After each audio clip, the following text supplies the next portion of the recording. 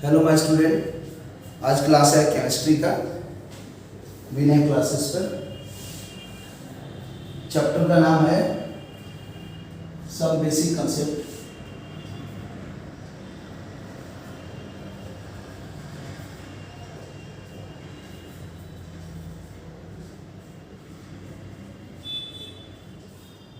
Of chemistry और इस topics में जो भी कंसेप्ट है वो लगभग 12 कंसेप्ट है। तो उस 12 कंसेप्ट में आज 9th नंबर जिसका नाम है 1.9 हो गया, चैप्टर 1 हो गया और 9 इसका पार्ट है। और क्या है ये? Percentage composition.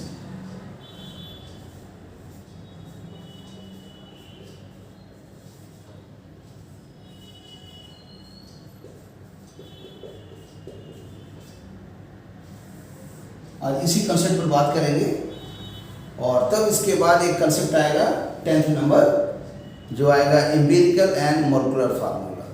उसको आप पढ़ते रहिए, तब इसके बाद वाले टॉपिक्स में लाएंगे। तब उसके बाद आएगा केमिकल रिएक्शंस, वो थोड़ा बड़ा रहेगा, डिटेल में देंगे। और उसके बाद आएगा स्टोशियोमेट्री एंड देयर कैलकुलेशंस। ठीक है, उसमें आएगा वेट मेथड से, उसमें आएगा बाय मिलीमोल या मोल मेथड से, मिली इक्विवेलेंट मेथड से, फैक्टर लेवल मेथड से, पीओएसी मेथड से, बहुत तरह से आएगा। तो आज देखा जाए क्या है परसेंटेज कंपोजिशन। नाम से ही क्लियर है कि परसेंटेज बताना है। और किसका परसेंटेज बताना है? तो जो भी कंपोजिशन होगा। तो कंपोजिशन का भी मतलब क्या है यहाँ कि कोई ना कोई एक प्योर सब्सटेंस होगा। तो जान ही रहे कि प्योर सब्सटेंस क्या क्या होता है। या तो वो एलिमेंटल कंपाउंड होता है, और नहीं तो एलिमेंट होता है, और नहीं तो कंपाउंड होता है। क्योंकि compounds are divided into two, either element और कंपाउंड। और जब एलिमेंट होगा तो वो कहलाएगा एलिमेंटल कंपाउंड, और नहीं तो वो कहलाएगा सीधा मोनोएटॉमिक एलिमेंट्स। तो मोनोएटॉमिक एलिमेंट का कोई भी परसेंटेज कंपोजिशन नहीं पूछा जाता है, और कोई भी डायटोमिक, ट्राइटोमिक, पॉलीएटॉमिक का भी परसेंटेज कंपोजिशन नहीं पूछा जाता है।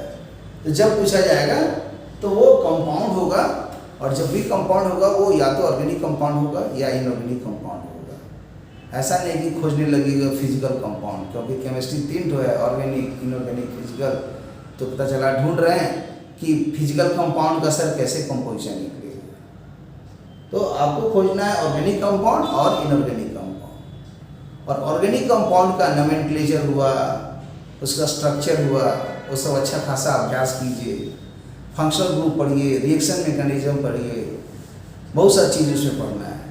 और कैसे ट्रांसफॉर्मेशन होता है, मतलब एक ऑर्गेनिक कंपाउंड दूसरे ऑर्गेनिक कंपाउंड में कैसे चेंज करता है, रिएजेंट के हेल्प से, टेम्परेचर के हेल्प से, कैटलिस्ट के हेल्प से, वो सब पढ़िए। और वो केमिस्ट्री का ऑर्गेनिक का पार्ट है, लेकिन नाम तो जानने होंगे। उसके बाद इनऑर्गेनिक कंपाउंड में भी एसिड, बेसिस, सॉल्ट हैं, सब का नाम जानना होगा। तो यहाँ पर ये नाम कंपाउंड का ऑर्गेनिक से भी आ सकता है, इनऑर्गेनिक से भी आ सकता है। तो जो भी नाम होगा स्वाभाविक है कि उसका कोई ना कोई मॉलिक्यूलर फार्मूला होगा, स्ट्रक्चरल फार्मूला होगा। और उसी को जानने के बाद आप जान सकते हैं कि उसमें कौन कौन एलिमेंट प्रेजेंट है और कितना उसका माने वेटेज है बाय वेट इंडिविजुअली। तो आपको क्या करना पड़ेगा? मॉलिक्यूलर वेट निकालिए उस कंपाउंड का, ऑर्गेनिक कंपाउंड या इनऑर्गेनिक कंपाउंड का। फिर उसके बाद पता लगाइए कि एलिमेंट कौन कौन नाम है। उस एलिमेंट का भी पता लगाइए कि मतलब एटॉमिसिटी इंडिविजुअली कितना कितना बार आ रहा है। फिर एटॉमिक वेट के हेल्प से इंडिविजुअली वेट पता लगाइए हर एलिमेंट का जो एक मॉलिक्यूल में प्रेजेंट है। और वो निकालने के बाद यूनिटरी मेथड लगा के निकालिए कि अगर कंपाउंड का 100 होता बाई वेट, या तो उसको आप ग्राम समझिए या एमयू समझिए, ठीक है, तो ग्राम ही चलिए समझा जाए, और उसके बाद पता लगाइए कि कितना परसेंटेज में उसमें इंडिविजुअली एलिमेंट्स है। यही इसका मतलब हुआ परसेंटेज कंपोजिशन। और अब इसको एक्सप्लेन करने के लिए कोई ना कोई एग्जाम्पल तो लेना पड़ेगा। तो एग्जाम्पल में मैं ले रहा हूँ कि to find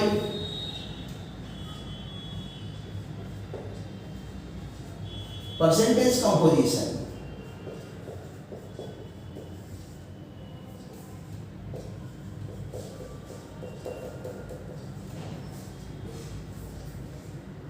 of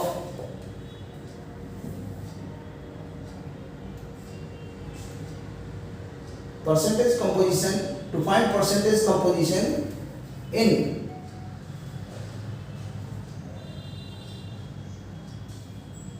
picric acid। मतलब मैंने यहां नाम दे दिया है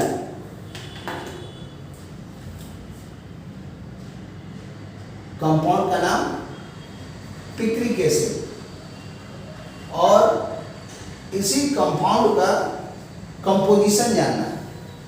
कंपोजिशन का मतलब हुआ कि उसके मतलब कौन कौन एलिमेंट उसमें प्रेजेंट हैं, और तब ये आगे बढ़ेगा कि क्या क्या करना है।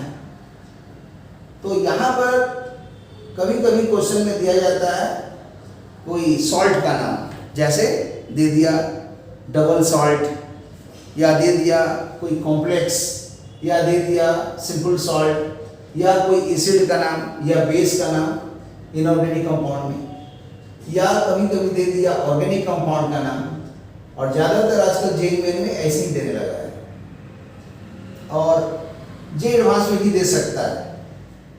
तो इसीलिए आप सीधा पूरे नाम ऑर्गेनिक कंपाउंड इनऑर्गेनिक कंपाउंड का कोशिश कीजिए जानने का। तो स्वाभाविक है कि ये तो ऑर्गेनिक कंपाउंड है, नाम से ही लग रहा है। अब इसको ढूंढना होगा कि कहाँ का है ये। तो 11वीं क्लास में तो पढ़ना है हाइड्रोकार्बन। तो हाइड्रोकार्बन में आता है एक सैचुरेटेड, और उसके अंदर में आता है अनसैचुरेटेड, और वो ओपन चेन हाइड्रोकार्बन में आता है, जिसमें सैचुरेटेड में आ गया अल्केन, और अनसैचुरेटेड में अल्कीन और अल्काइन। अल्काइन में होता है इस तरह से, ये अल्काइन में, और यही अगर समझा जाए कि अल्कीन है तब ये इस तरह से आएगा अल्कीन, और अल्कीन आएगा तो इस तरह से आएगा।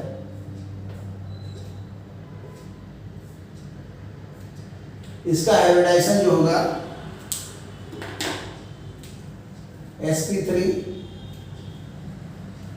ये भी sp3 है, ये आएगा sp2, ये आएगा sp2, ये आएगा sp, ये आएगा sp।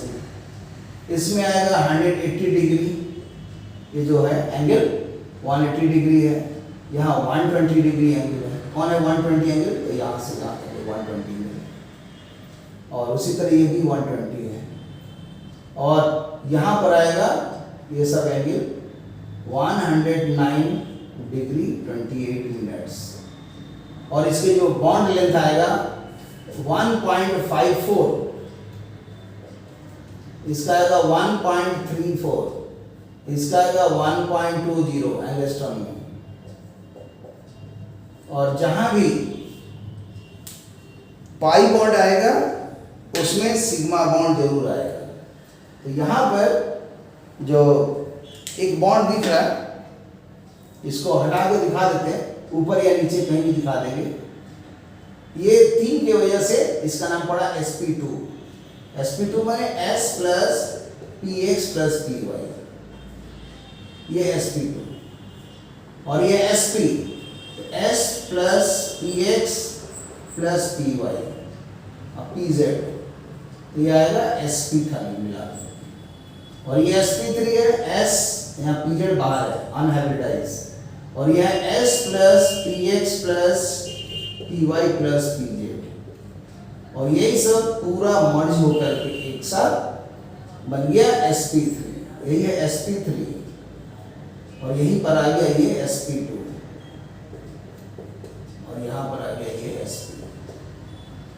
इतनी दूर को sp बोल रहे हैं, इसी को मिला के हाइब्रिडाइजेशन में sp2 और ये sp3। जब हाइब्रिडाइजेशन पढ़ेंगे तब समझेंगे व्हाट इज हाइब्रिडाइजेशन। तो hybridisation is simply a process in which when two or more than two orbitals which have more or less the same energy level, when they are mixed together, the new orbital is formed known as hybridized orbitals, and they are sp3, sp2, sp for the carbon, single bond, double bond, so this is a pi bond, green वाला जो लिख रहा है पाई है और बाकी सब sigma है। इसी तरह इसको भी मिटा देते हैं, यहाँ पर एक है पाई बॉन्ड और यहाँ भी एक पाई बॉन्ड, तो यहाँ पर दिख रहा है 2 पाई बॉन्ड इसमें, और इस सेकंड वाले में दिख रहा है 1 पाई बॉन्ड, और इसमें दिख रहा है नो पाई बॉन्ड, कोई भी पाई बॉन्ड नहीं। और यहाँ जो आएगा ये कुछ भी आ सकता है ना, जैसे समझ लो कि आ गया कहीं पर A कहीं B, यहाँ पर आएगा A B C D, monovalent कोई भी आएगा, और यहाँ पर भी आएगा उसी तरह A B C D E F, ठीक है।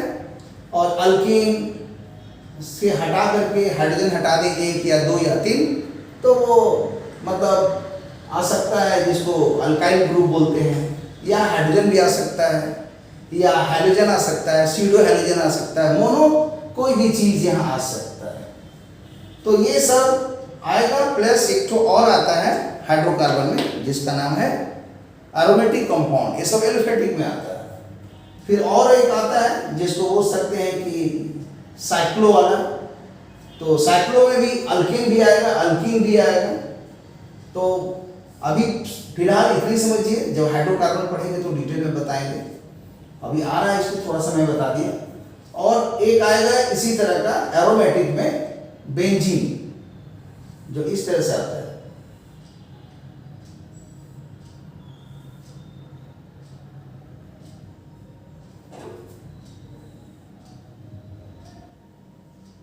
हेक्सागन बना दिए, और ये साइक्लोहेक्सेन जैसा लग रहा है, और सबसे छोटा साइक्लोहेक्सेन में आता है इस टाइप का, समझो इसको बोलते हैं साइक्लोप्रोपेन, इसको बोलते हैं साइक्लोब्यूटेन, इसको बोलते हैं साइक्लोपेंटेन। ये 5 है, ये 4 है, ये 3 है, इसलिए इसका नाम पड़ गया साइक्लोप्रोपेन। इसका नाम हो गया ब्यूटेन।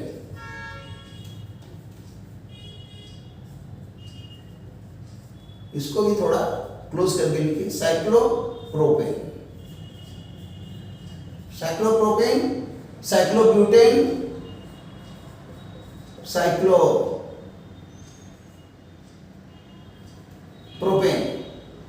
Butane, pentane.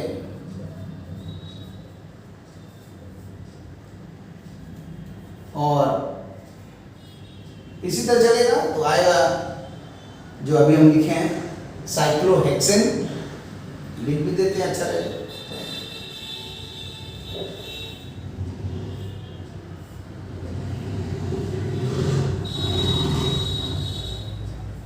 छह लिख दिए थोड़ा आसान के लिए, ऐसा लिखा नहीं जाता, थोड़ा आसान होगा इसलिए मैंने लिख दिया, बेहतर होगा मिटा ही दीजिए, नहीं तो सोचेगा अरे लिखना है। हेक्सेन। और इसी तरह ये कंटिन्यू चलते रहेगा, माने आगे भी इसी तरह आप सोचते रहिए। Cyclopropane, cyclobutane, cyclopentane, cyclohexane, cycloheptane, cyclooctane, cyclononane, cyclodecane and so on. और यहाँ है क्या, ये ओपन चेन नहीं है। अब क्लोज चेन क्या होता है, ओपन चेन क्या होता है, ये है क्लोज चेन, लेकिन ये सब है ओपन चेन। तो इस तरह से दोनों का दोनों दिख रहा है एलिफेटिक में, लेकिन ये ओपन चेन में बताया है, ये क्लोज चेन में बताया है। और इसी में आएगा जो अभी एक नाम बता रहे हैं, वो एलिफेटिक नहीं होकर के एरोमेटिक। तो अंतर क्या होता है, एक होता है लोकलाइज इलेक्ट्रॉन और एक होता है डीलोकलाइज इलेक्ट्रॉन। लोकलाइज इलेक्ट्रॉन और एक वर्ड आता है डीलोकलाइज। डीलोकलाइज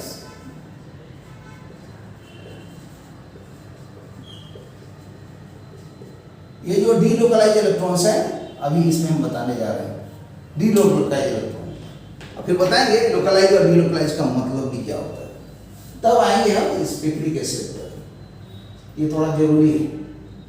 क्यों जरूरी है कि आपको कंपोजिशन जानना है। तो कंपोजिशन जानना का मतलब ही हुआ, पहले कंपाउंड का नाम जानेंगे तो ऑर्गेनिक भी हो सकता है, इनऑर्गेनिक भी हो सकता है, तो नाम तो जानिए। जैसे पूरा ब्रह्मांड में 700 अरब आदमी है, तो समझ लीजिए जो भारत में उसको एक मान लीजिए कि इनऑर्गेनिक कंपाउंड सब है, समझ लीजिए जो भारत से बाहर है उसको समझ लीजिए ऑर्गेनिक कंपाउंड है। सबका नाम जानिए तो संभव है, सबका नाम हम लोग जान पाएंगे, नहीं जान पाएंगे। तो उसी तरह ऑर्गेनिक कंपाउंड में भी और इनऑर्गेनिक कंपाउंड में सबका नाम का प्रैक्टिस कीजिए, जानिए, तब ना पता चलेगा कि कोई भी रिएक्शंस होता है तो पहले ए दिया रहता है, अब फिर एक बगल में मान लो और एक नाम दे दिया बी, और फिर उसके बाद यहाँ लिखा रहेगा इस तरह से, बोलेगा जा इसको पता लगा। तो क्या है, बहुत हार्ड हो गया। अगर ऑर्गेनिक केमिस्ट्री होगा तो ए वाला कोई कार्बन का कंपाउंड होगा और ये कोई रिएजेंट आएगा, ये एक्टिव रहता है, ये पैसिव रहता है। रिएक्शन मैकेनिज्म जानिएगा तब समझ में आएगा कि कैसे कैसे आगे बढ़ता है। और यही क्वेश्चन चेंज कर देंगे तो आ जाएगा कभी कि यही क्वेश्चन है लेकिन ए के जगह है मान लिया ए डैश, बी के जगह है बी डैश। नाम निकालो, इसको समझ लो, हम लिख दे रहे हैं इनऑर्गेनिक और यहाँ लिख दिए ऑर्गेनिक। तो पहले तो इसका नाम जानना होगा, इसका भी नाम जानना होगा। अगर ये ऑर्गेनिक कंपाउंड है तो जनरली ये इनऑर्गेनिक कंपाउंड रहता है रिएजेंट के रूप में, या कभी कभी कोई मेटल आता है और उसके बाद रिएक्ट होके क्या निकलेगा वो पता लगाना है। अर्थात क्या बना, तो बच्चा लोग बोलता है इसमें क्या है सर, तो पता है हमको क्या बनेगा, हमने ठीक है बताओ। तो आंसर देखो कितना अच्छा लोग देते हैं, आप भी खुश हो जाओगे, हम तो हमेशा खुश रहते हैं। बता सर ए और बी मिलेगा तो और क्या बनेगा, सी बनेगा और डी बनेगा। हाँ बोले ठीक है बच्चे, तो कभी भी ऑर्गेनिक और इनऑर्गेनिक नहीं सीखते थे। तू सोच रहा है कि हमने लिख दिया ए और बी, तो इधर भी हम भी बोले सर हमको तो पता है सी और डी बनेगा।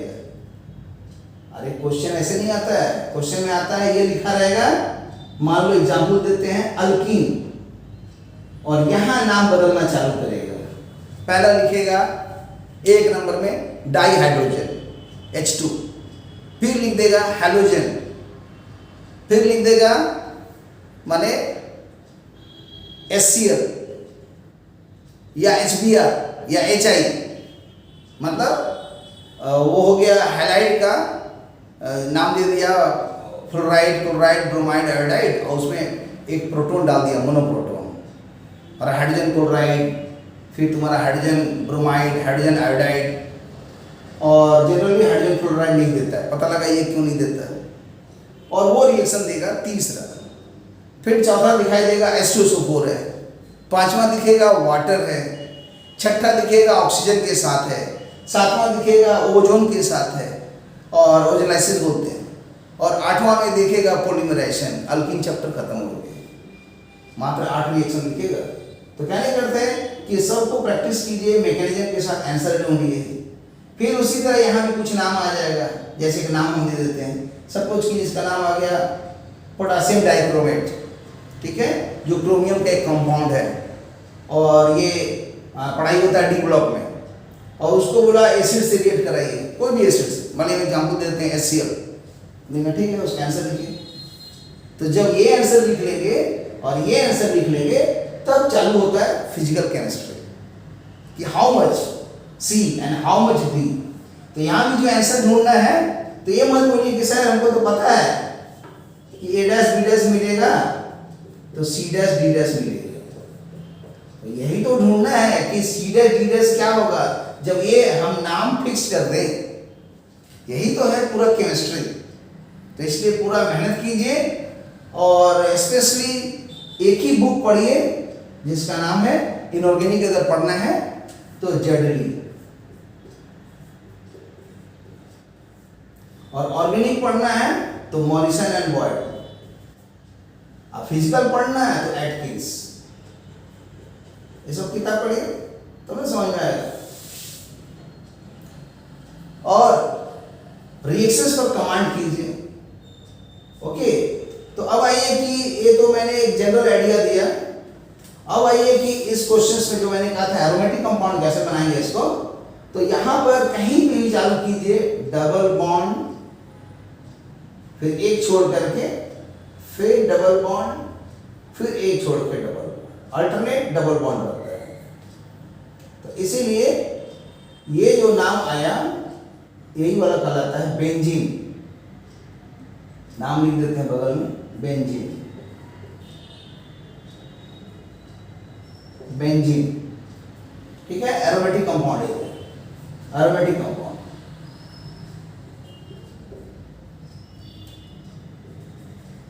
एरोमेटिक कंपाउंड,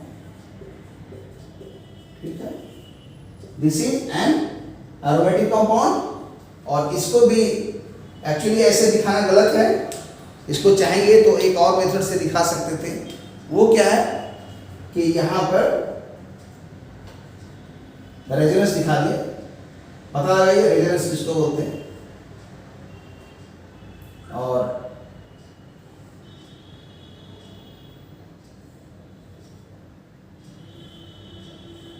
ऐसे ये जो डबल बॉन्ड यहाँ था ना, इसको शिफ्ट कर देंगे नीचे, डबल बॉन्ड, फिर यहाँ डबल बॉन्ड, फिर यहाँ डबल बॉन्ड।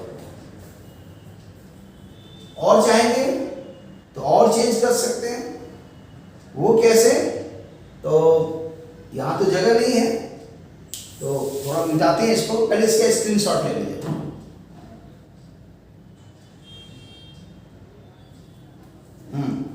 तो देखिए क्या होगा।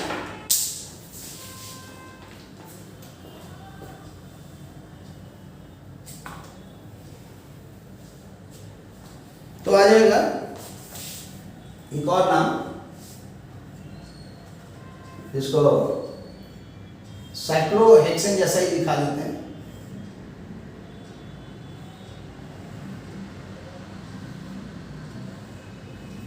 साइक्लोहेक्सेन दिखा दिया, और इसी में जो डबल बॉन्ड दिखा रहे हैं अल्टरनेट, यहां भी अल्टरनेट दिखा रहे थे, ये सब दिखाने का जरूरत नहीं है, सबको हटा दिए।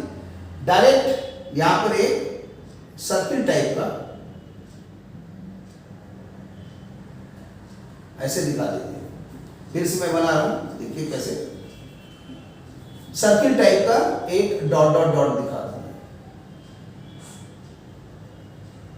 बस ये तीनों रेजोनेंस है। रेजोनेंस का मतलब हो गया कि इसका मॉलिक्यूलर फार्मूला, इसका मॉलिक्यूलर फार्मूला, इसका मॉलिक्यूलर फार्मूला सेम है, सिर्फ जो इलेक्ट्रॉन्स है वो अलग अलग प्लेस में दिखाए जा रहे हैं। यहीं से समझ में आएगा लोकलाइज और डीलोकलाइज। लोकलाइज जो इलेक्ट्रॉन्स होता है वो क्या है, जैसे कि यहाँ पर एक पेयर कार्बन है, एक पेयर कार्बन है, एक पेयर कार्बन है, तो जो भी इलेक्ट्रॉन क्लाउड है यही दोनों कार्बन के बीच में ही है। यहाँ भी ये दोनों कार्बन के बीच में है, और यही दोनों कार्बन के बीच में है जो एक पेयर इलेक्ट्रॉन शेयर कर रहा है, दो पेयर इलेक्ट्रॉन शेयर कर रहा है और तीन पेयर इलेक्ट्रॉन शेयर कर रहा है। लेकिन जब यहाँ पर देखेंगे, चाहे यहाँ पर देखेंगे, तो यहाँ पर देखेंगे तो जहाँ भी डबल बॉन्ड दिख रहा है या ट्रिपल बॉन्ड दिख रहा है, यहाँ डबल बॉन्ड दिख रहा है, तो यही दोनों पर इलेक्ट्रॉन क्लाउड नहीं है। ये जितने भी कार्बन का प्लेस है 1 2 3 4 5 6 दिख रहा है यहाँ पर, हो सकता है इससे भी ज्यादा हो सकता है। ये हम मोनो अभी साइकिल दिखाएं, अगर ऐसा बाई पॉलीसाइकिल दिखाएं तो और दिखेगा ज्यादा। पढ़िए एरोमेटिसिटी क्या है, तब और समझ में अच्छा से आएगा। ऑर्गेनिक कंपाउंड में एरोमेटिसिटी के लिए क्या होता है सब कॉन्सेप्ट, हकल्स रूल। और यहीं पर समझिए कि ये कहलाता है डीलोकलाइज इलेक्ट्रॉन्स, मतलब इलेक्ट्रॉन जो है यहाँ पर सीमित नहीं है, चाहे यहाँ पर सीमित नहीं है, वो इलेक्ट्रॉन्स अपना प्लेस जैसे यहाँ से देखिए हम बदल दिया। तो इसलिए इस तरह के जहाँ पर न्यूक्लियस कार्बन का दो, यहाँ भी दो ना होकर के दो से ज्यादा हो जाए, 1 2 3 4 5 6, और उसमें इलेक्ट्रॉन्स का मूवमेंट दिखाई दे, तब वो कहलाता है डीलोकलाइज इलेक्ट्रॉन्स, और इसमें कहलाता है लोकलाइज इलेक्ट्रॉन। तो थोड़ा इसको पढ़िए, लोकलाइज डीलोकलाइज, और इसमें भी रेजोनेंस आता है, इसमें भी रेजोनेंस आता है, तो वो सब भी पढ़िए, रिएक्शन मैकेनिज्म में काम आएगा। यहाँ मैंने इसलिए सब बात बताई कि अभी हमको ऑर्गेनिक कंपाउंड का ये नाम है, मैं कंफर्म कर दिया इसको। और ये कैसे है, तो ये सीधा जुड़ा हुआ है बेंजीन से, इसलिए मैंने यहाँ तक बताया। और ये ओपन चेन में ये जो सैचुरेटेड अनसैचुरेटेड में साइक्लिक, ये है साइक्लिक और ये है एसाइक्लिक, या इसको बोलते हैं ओपन चेन और इसको बोलते हैं क्लोज चेन। तो ये इस ग्रुप का क्वेश्चन नहीं था, इस ग्रुप का क्वेश्चन नहीं था, इसी ग्रुप से जुड़ा हुआ है, लेकिन वो बेंजीन का ये डेरिवेटिव है। तो इसलिए मैं थोड़ा थोड़ा करके इसको बताया। अब थोड़ा और आगे बढ़ते हैं और देखते हैं। और यहाँ पर जो साइक्लोपेंटेन लिखे हैं, अब चूंकि यहाँ जगह नहीं था तो मैंने मिटा दिया, तो इसी के बाद एक तो यहाँ बगल में बना देते हैं साइक्लोहेक्सेन, ऐसे यही है साइक्लोहेक्सेन।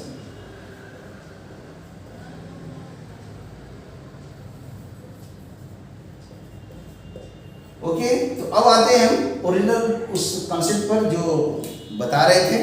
ये थोड़ा सा मैंने हाईलाइट दिया, और इसमें भी ये जो हाइब्रिडाइजेशन है, sp2 हाइब्रिडाइजेशन है सब जगह, sp2 हाइब्रिडाइजेशन लिख दीजिएगा सब में, sp2 हाइब्रिडाइजेशन। और इसके भी एंगल लिख देते हैं, और बॉन्ड लेंथ भी लिख देते हैं। ये क्या है, लग रहा है कहीं पर डबल है तो सिंगल बॉन्ड है, मतलब या तो डबल बॉन्ड है या सिंगल बॉन्ड है, दोनों का बीच है, तो क्यों नहीं दोनों का एवरेज ले लिया जाए, इसका और इसका एवरेज ले लिया जाए। जब दोनों का एवरेज लेंगे तो कैसा होगा देखा जाए, 1.54 प्लस 1.34 डिवाइडेड बाई 2, सॉल्व करेंगे तो ये आएगा 448, 3 प्लस 5 8, और 2.88 बाई 2 1.44। तो एक डिजिट में राउंड कीजिए, ये तो 4 है तो 1.40 लिख सकते हैं अप्रॉक्सीमेट। तो इसलिए इतना ही एंगस्ट्रॉम होता है, 1.40 एंगस्ट्रॉम इसका बॉन्ड लेंथ होता है 1.40 एंगस्ट्रॉम। हो गया, और इसका भी आ गया, ये सब भी आ गया, हाइब्रिडाइजेशन भी लिख दिए।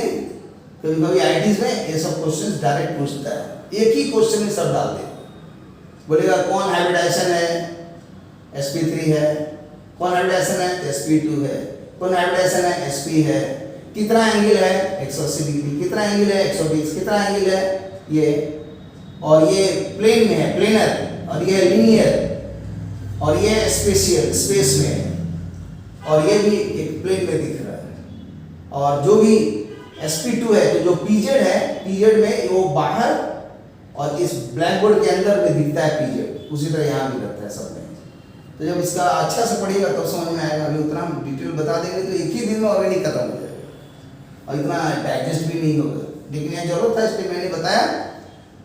अब इसको हम हटाते हैं, फिर इसके आगे का कहानी बताते हैं कि कैसे जो पिक्रिक एसिड है इसका और एक नाम क्या है और वो इसी का डेरिवेटिव कैसे है, उसका फार्मूला क्या है। तो मिटा देते हैं इसको बच्चों, फिर आगे बढ़ते हैं। चलिए,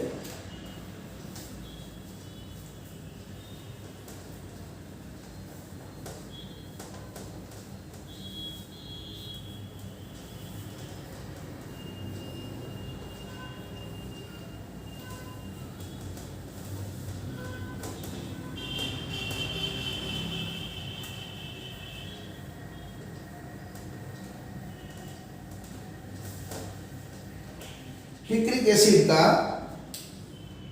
और एक नाम है, वो लिख देने से आसान हो जाएगा। इसका दूसरा नाम है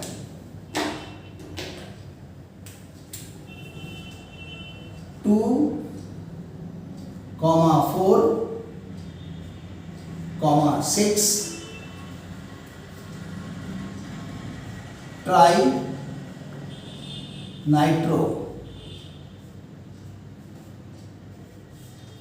फिनॉल।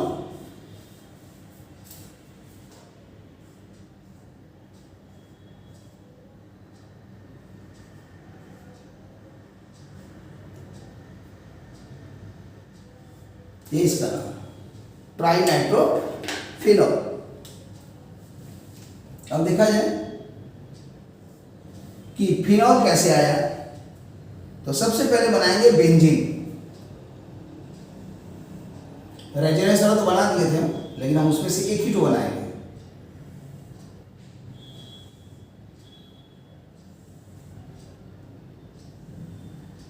पहले मैंने बनाया इसको साइक्लोहेक्सेन। क्यों? 1 2 3 4 5 6, इस साइकिल में 6 कार्बन है। और कभी कभी आता है इसमें सब कार्बन नहीं होकर के ना, एक दो तो कभी अलग अलग आ जाएगा, नाइट्रोजन आ जाएगा या सल्फर आ जाएगा, तो उसको हेट्रो बोलते हैं। लेकिन यहाँ पर जो साइकिल बन रहा है होमोसाइक्लिक, सेम है, कार्बन कार्बन कार्बन। अब 2 4 6 क्या है, तो पहले तो इसका नाम पढ़िए क्या है। हमको बनाना है 2 4 6 ट्राई नाइट्रोफिनॉल। तो पहले तो फिनॉल बनाएंगे, तो फिनॉल बनाने के पहले इसको सोचना है, पहले साइक्लोहेक्सेन सोच लिए, दिख रहा है। और अब इसको हम लोग कन्वर्ट करेंगे एरोमेटिक में। वो कैसे होगा, तो सीधा इसमें जैसे बताए थे रेजोनेंस का 3 डायग्राम, तो कोई एक तो कहीं भी दिखा लीजिए। मान लीजिए हम दिखा देते हैं, तो एक आ जाएगा समझिए इस टाइप का।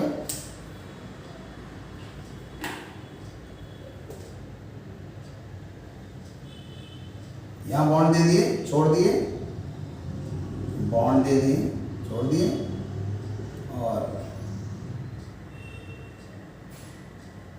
सॉरी थोड़ा अच्छा से डायग्राम नहीं बन रहा।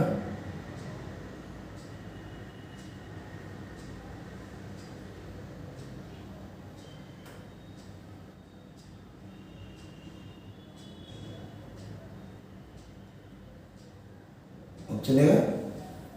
अब फिर इसको छोड़ करके यहां पर ये बेंजीन हो गया।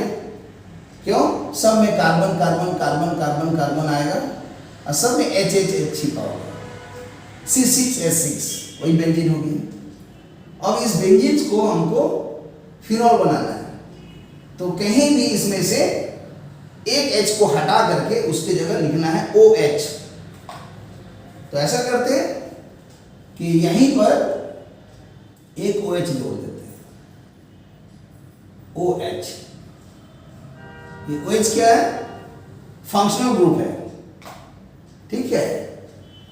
और इसी से बनता है अल्कोहल, फिनॉल, ईथर।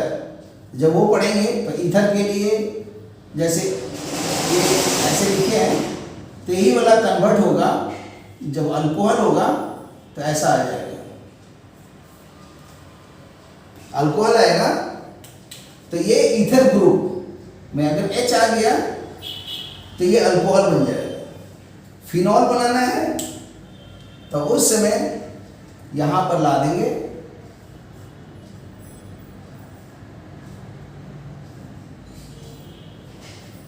समझ लीजिए, फिर H ही आएगा यहाँ पर।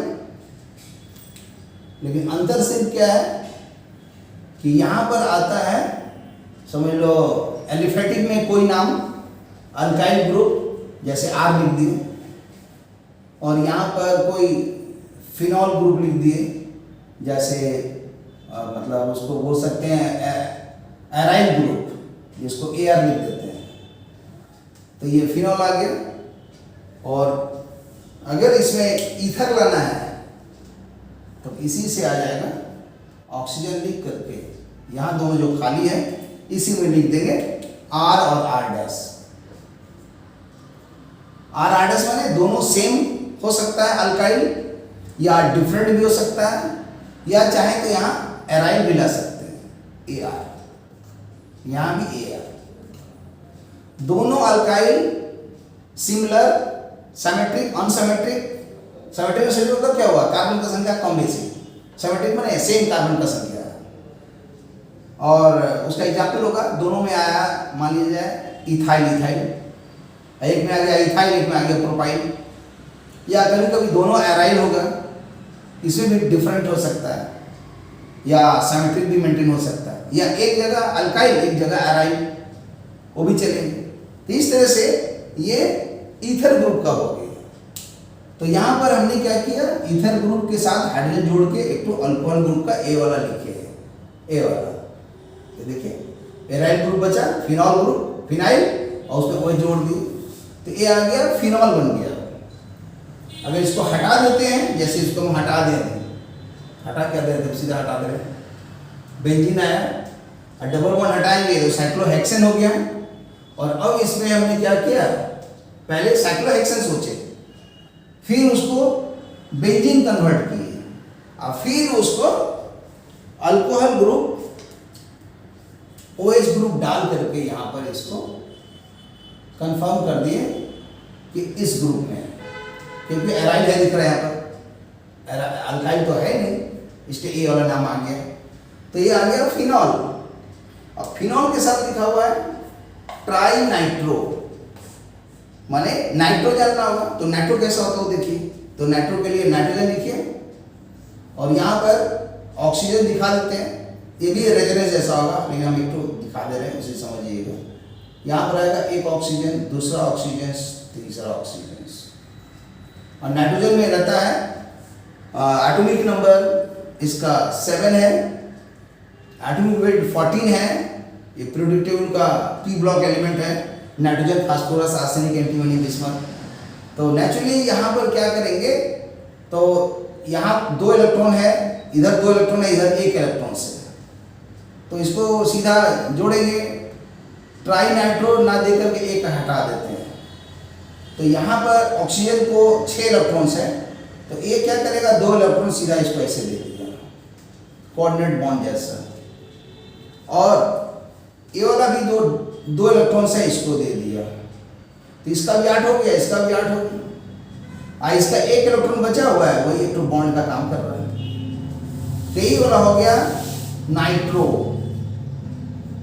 नाइट्रो नाइट्रो दिख रहा है, इसका फंक्शनल ग्रुप में ऐसे लिख देंगे। और यहाँ इसको भी चाहे तो प्लेस बदल करके इसको रेजोनेंस में दिखा सकते हैं।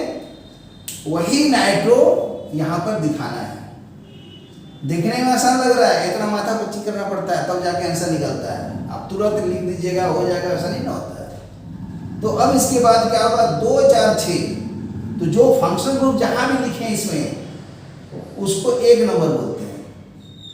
आप यहाँ भी दे सकते थे OH, यहाँ भी, यहाँ भी, यहाँ भी, यहाँ भी, यहाँ भी, 6 जगह में से कहीं भी। मान लीजिए हम यहाँ दे दिए 1, है ना, जनरली 1 मतलब जहाँ भी OH दे, यहाँ दे, चाहे यहाँ दे, कहीं भी दे दे, जहाँ देंगे उसी को 1 लिखिए। फंक्शनल ग्रुप का वैल्यू ज़्यादा है, और ये मोनो फंक्शनल ग्रुप है। कभी कभी बाई फंक्शनल ग्रुप भी होता है, तब सिमिलरिटीज पढ़ना पड़ेगा। और यहाँ पर आगे बढ़ेगा तो अब सब्स्टिट्यूएंट्स आएगा। सब्स्टिट्यूएंट्स में कौन कौन आ रहा है, नाइट्रो आ रहा है। कितना टो आ रहा है, ट्राई, 3 टो। कहाँ कहाँ, प्लेस 2 में, प्लेस 4 में, प्लेस 6 में। जब ये 1 हो गया तो ऐसे भी घूम सकते थे और ऐसे भी घूम सकते हैं। जब क्लॉकवाइज घूमेंगे तो 1 के बाद होगा 2, 3, 4, 5, 6 और अगर एंटी क्लॉकवाइज घूमेंगे तो आएगा 2, 3, 4, 5, 6। आपकी मर्जी कैसे घूमना है। तो चलिए हम घूम रहे हैं इस तरह से, तो यहाँ आ जाएगा 2, ये 3, ये 4, ये 5 और ये 6 हो गया। और अब इसमें 2, 4, 6 में हमको ट्राई नाइट्रो देना है, तो यहीं पर ट्राई नाइट्रो दे देंगे। तो देखिए ट्राई नाइट्रो कैसे दे रहे हैं। सब्स्टिट्यूएंट को ब्लू से दिखा दे रहे हैं और ग्रीन से दिखाए हैं OH को। तो यहाँ आ जाएगा 1 नाइट्रो, फिर 1 नाइट्रो आ जाएगा यहाँ पर हाइड्रोजन को हटा करके, और 1 नाइट्रो यहाँ आएगा। ये नाइट्रोजन से जुड़ा हुआ है इसलिए इसको ज़्यादा अच्छा लगेगा ऐसे लिखे, तो डायरेक्ट नाइट्रो ना लिख करके हम इसको उल्टा लिख देते हैं ऐसे, तो ठीक लगेगा। अब चाहे तो NO2 भी लिख सकते हैं। तो इस तरह से 2 जगह, 4 जगह, 6 जगह इसको कहा जाता है ऑर्थो, इसको मेटा, इसको पैरा। उसको याद करने के लिए याद कर लीजिए वर्ड ओम प्रकाश। ओम प्रकाश किसी का नाम होता है ओम, फिर प्रकाश। आपके भी आसपास घर में कोई ना अगल बगल होंगे कोई अंकल जी, ओम प्रकाश।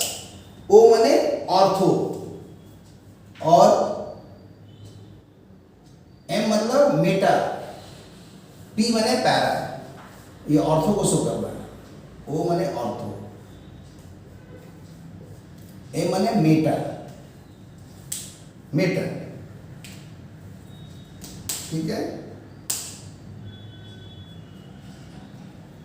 मेटा, और ये para, para, ortho meta para, Om Prakash. तो ऑर्थो कौन है इस डायग्राम में, ये शो कर रहा है ऑर्थो को, ये दोनों प्लेस, ये दोनों शो कर रहा है मेटा को और ये पैरा को।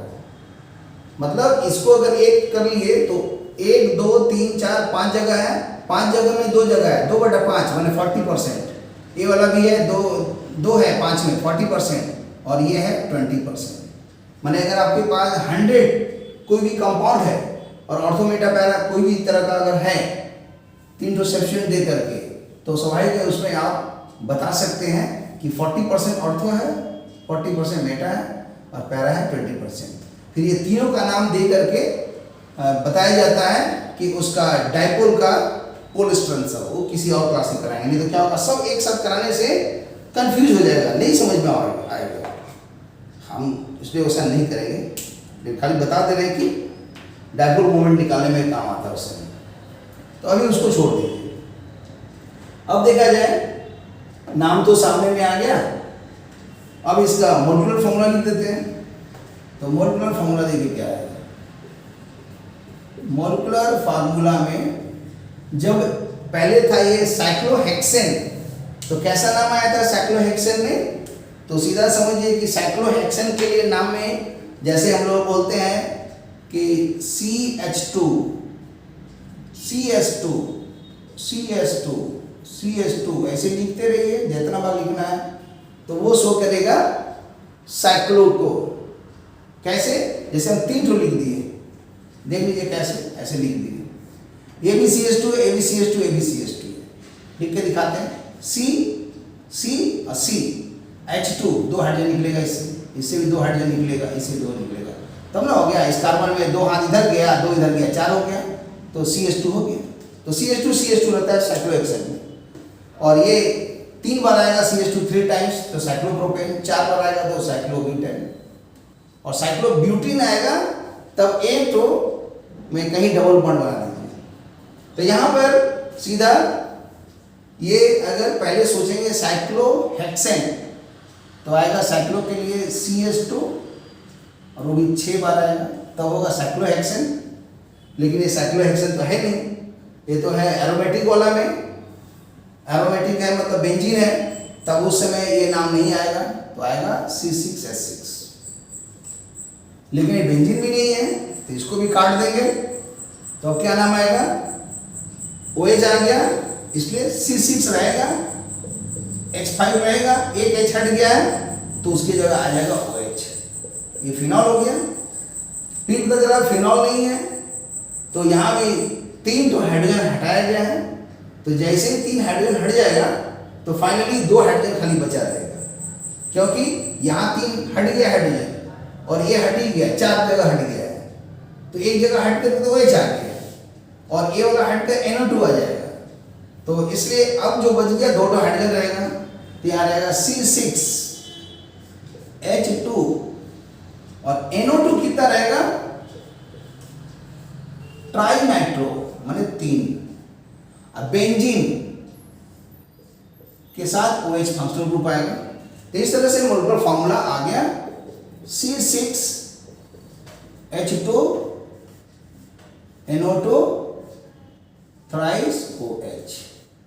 अब इसमें कौन कौन कंपाउंड प्रेजेंट है, कौन कौन मतलब एलिमेंट प्रेजेंट है, एक कार्बन है, दूसरा हाइड्रोजन है, तीसरा नाइट्रोजन है, चौथा ऑक्सीजन है। 4 एलिमेंट प्रेजेंट है। तो इसी चारों एलिमेंट का इंडिविजुअली कितना परसेंटेज है वो बताना है। तो उसके लिए सबसे पहले तो इसके जानने पड़ेंगे एटॉमिक वेट। तो यहां लिख देते हैं एटॉमिक वेट। किसका किसका एटॉमिक वेट, तो एटॉमिक वेट में पहले लिख रहा है कार्बन का, ठीक है, यहां लिख देते हैं एलिमेंट का नाम। तो एक आएगा कार्बन, एलिमेंट का नाम आया, दूसरा आया हाइड्रोजन, तीसरा आया नाइट्रोजन, चौथा आया ऑक्सीजन, 4 आया। तो कार्बन का है एटॉमिक वेट 12, हाइड्रोजन का है 1, होता है 1.008 लेकिन 1 लिखेंगे, नाइट्रोजन का हो गया 14, ऑक्सीजन का हो गया 16। इसका होता है एटॉमिक नंबर 8, ठीक उसका डबल है। इसका एटॉमिक नंबर 7, ठीक उसका डबल है। इसका एटॉमिक नंबर 1 ही रहता है, क्योंकि इसमें न्यूट्रॉन नहीं रहता है, इसीलिए वो डबल नहीं हुआ। और इसमें हो गया कि 12 है, 6 होता है एटॉमिक नंबर। हाँ, इसके आइसोटोप्स पे न्यूट्रॉन होता है, कैसे 1H1, 1H2, 1H3। तो यहाँ 0 न्यूट्रॉन, 1 न्यूट्रॉन, 2 न्यूट्रॉन, लेकिन प्रोटॉन सब में न्यूक्लियस में एक एक रहता है। इसका परसेंटेज है 99.985 और इसका हो गया रेस्ट जो बच गया 0.015 और इसका है नेग्लिजिबल। अब देखा जाए जब इतना मालूम हो गया तो अब इससे मोलेकुलर वेट निकाल देंगे। तो लिख सकते हैं molecular weight of picric acid, ऐसे निकालते हैं C6, मतलब 6 से गुना करना पड़ेगा कार्बन को, मैंने 12 से हो गया ना। H2 प्लस H2 2, जो फ्रीक्वेंसी है कितना बड़ा है, 2 बड़ा है, 2 पहले लिखेंगे। हाइड्रोजन का लिख दिए 1, फ्रीक्वेंसी मैंने कितना बड़ा है, 6 बड़ा है, वो पहले लिखिए। और इस कार्बन का वेट कितना है, 12 लिखिए। फिर यहाँ फ्रीक्वेंसी 2 है तो 2 लिख दिए और उसको गुना कर दिया हाइड्रोजन से। फिर NO2 है, NO2 को साथ में लिखेंगे ब्रैकेट देकर, N का 1 है इसलिए 14 × 1, ये हो गया 1 × 14। फिर ऑक्सीजन डबल है तो 2 × 16 और फिर मल्टीप्लाइड बाई 3, तो आगे 3 मल्टीप्लाई करें चाहे बाद में मल्टीप्लाई करें, बात बराबर है।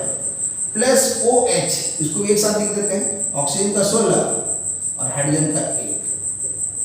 अब इसको सॉल्व कर देंगे तो 16 × 2 12 × 6 72, 2 × 1 तो 1 × 14 आ गया और 7 × 32 हो गया, × 3 हो गया, फिर 16 + 1 17 हो गया। फिर इसको लिख दिए 72 + 2 74 लिख दिए और ये वाला जोड़ दिए तो आ जाएगा 46 × 3 फिर 17। फिर ये दोनों को ऐड कर दे रहे हैं तो 7 4 हो गया 1 और 7 1 8 9 91। फिर इसको 6 × 3 18, एक हाथ में बच गया रिमेनिंग, फिर 12 13 हो गया। अब ये दोनों को ऐड करेंगे तो 1 + 8 9 हो गया, 9 + 3 12 हो गया, 2 हो गया और 2 हो गया। तो देख लीजिएगा, कैलकुलेशन अगर होगा तो अपना कर लीजिएगा। तो इतना आ गया, सोच सकते हैं एमयू में बोल सकते हैं, अगर एक्चुअल वर्ड लेंगे तो ग्राम में लिखना ठीक नहीं है। और जैसे ही निकला ये, अब इसको चाहे तो ग्राम में भी लिख सकते हैं, तब ये मोलर मास होगा, है ना, 1 मोल का वेट। अब हमको निकालना है परसेंटेज, तो हम किसी एक का परसेंटेज बता देते हैं ऑक्सीजन का, और बाकी परसेंटेज अपने निकाल लिएगा। तो अब नीचे लिख देते हैं परसेंटेज, क्योंकि वीडियो बड़ा हो गया, percentage of oxygen, percentage of oxygen in picric acid.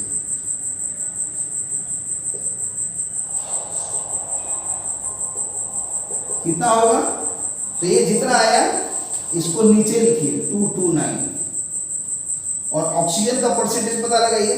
तो ऑक्सीजन कहाँ कहाँ है, देखिए यहाँ पर दिख रहा है ऑक्सीजन 2 और 3 से मल्टीप्लाई किए तो 6 ऑक्सीजन एटम का हो गया, और ऑक्सीजन एक तो यहाँ है 7 ऑक्सीजन एटम हो गया। तो ऑक्सीजन एक का तो कितना है, तो एक का होता है 16 और 7 है तो 7 × 16, ऐसा हो गया।